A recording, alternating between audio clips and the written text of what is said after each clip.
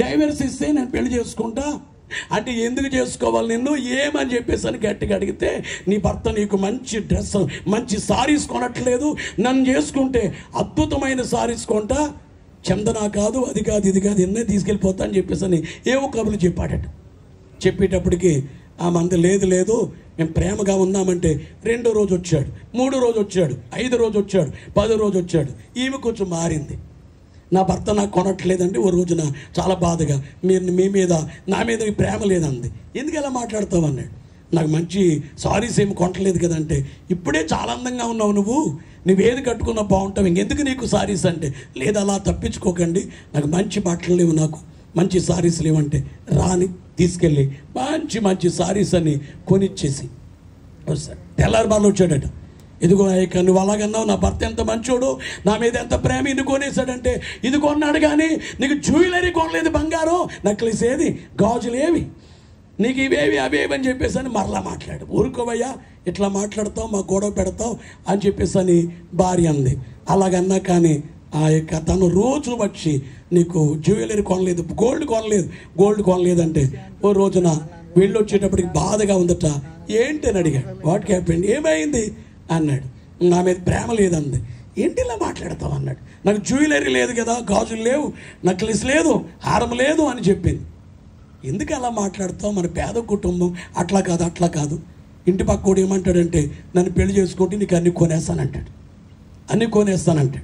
అందుకని ఈమె ఇలా మాట్లాడితే వాళ్ళ అన్నయ్య దగ్గరికి వెళ్ళి, నాకు డబ్బులు కావాలి, నేను పని చేస్తాను, నాకు డబ్బు కావాలంటే రోజు రాళ్ళు మోయాలి, బరువైన రాళ్ళు మోయాలి, హార్డ్ వర్క్ చేయాలంటే పర్లేదులే అని చెప్పి డబ్బు కొన్ని లక్షలు తీసుకొచ్చి భార్యకి అన్ని కొనిచ్చేస్తాడు. 2వది అయిపోద్ది. ఇంటి పక్కోడు మరలో వస్తాడు. ఆమె అంటది, నిన్న అసలు చాలా భయంకరుడు, నువ్వు మా ఇద్దరు గొడవ పెట్టాలనుకున్నావు, ఇదిగో నా భర్త ఏమో వస్త్రాలు కొన్నాడు, గోల్డ్ కొన్నాడు అంటే, ఇదిగో అలా కాదు, నీ మీద ప్రేమ ఉంటే నీ భర్త మిరకిల్స్ చేయాలి, అద్భుతాలు చేయాలి, నీ మీద ప్రేమ ఉంటే అన్నాడట.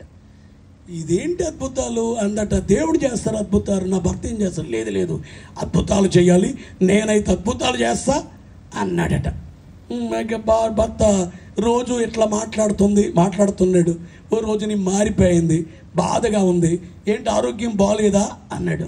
బాగానే ఉందంది. ఎందుకు అట్లా ఉందావు, మీరు అద్భుతాలు చేయట్లేదు అంటాను. నేను అద్భుతాలు చేయడమే, నువ్వు మాట్లాడేది అంటే, నా మీద మీరు మిరకిల్స్ చేయాలి, మిరకిల్స్ చేస్తే నా మీద ప్రేమ ఉన్నట్లు అందట.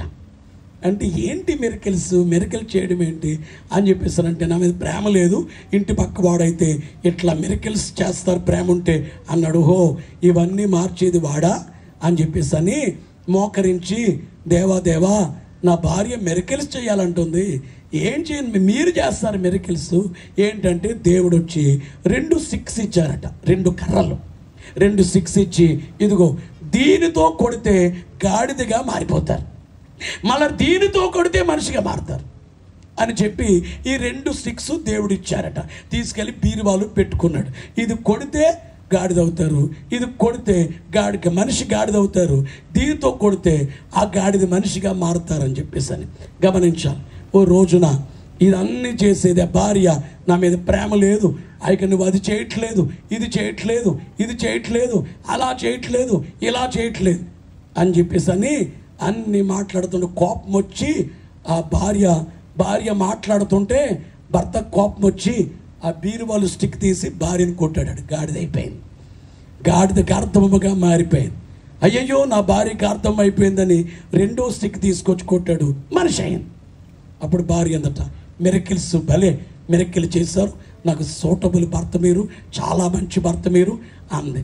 నువ్వు సూటబుల్, నేను సూటబుల్ కాదు, అసలు ఇదంతా చేసినోడు ఉన్నాడు చూడు, ఆడి కథ చెప్పాలని చెప్పేసి అని ఆడి కథ చెప్పంటే, ఈ స్టిక్ ఒకటి వచ్చాడట, అది తీసుకెళ్ళి ఆడి గాడిద అయిపోయాడట.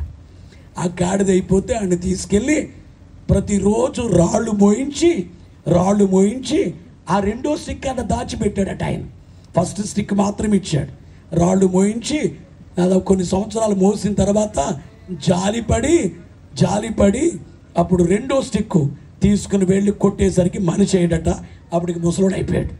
ఇంకా పెళ్ళి అని ఇంకేమంట కదా, ఇంకా అది మ్యాజిక్ స్టిక్ అని మీరు ఇంగ్లీష్ స్టోరీలో ఉంటుంది.